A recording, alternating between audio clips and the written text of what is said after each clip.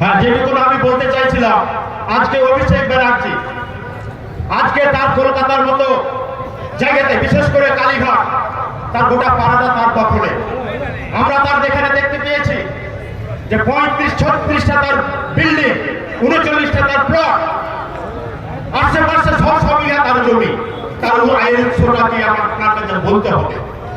আমরা দেখেছি ওখানে যতগুলো এখানে কালোবাজারি হয়, মমতা ব্যানার্জি আসার পরে কয়লা বলুন, পাথর খনি বলুন, বালি খাদান বলুন, গরু পাচার বলুন, সোনা দানা হীরা, যতগুলো পাচার আছে, অবৈধ কাজ আছে, তার হোতা কিন্তু মমতা ব্যানার্জি।